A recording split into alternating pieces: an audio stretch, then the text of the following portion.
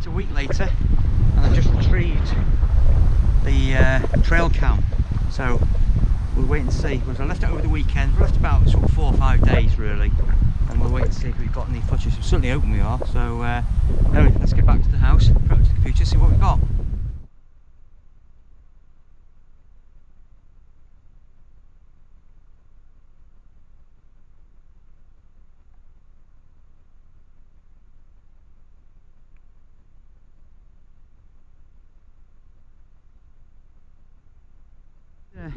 Took it up back to the house and connected it to the computer, and we got 10 seconds of a deer, a young deer, and that's quite exciting. So it looks like it's been taken, although I think the clock was wrong on it, taken through the night,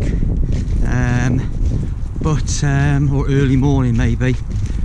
But yeah, really excited, really pleased with it. So it takes 2 bursts of a picture and then it takes the actual footage. So I've changed it to take 3 pictures and then take a video.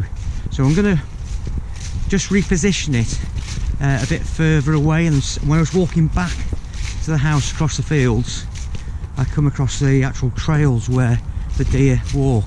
So I'm going to position it now while I've still got some light, and leave it there probably for a week or till Friday, because I'm away in London now for a couple of days, and come back and get it at the weekend and see what we've got.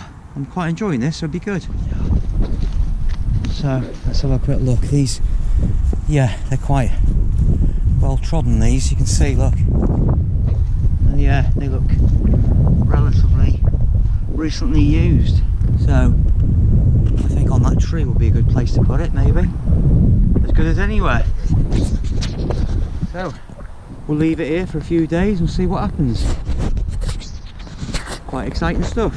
I'm enjoying it.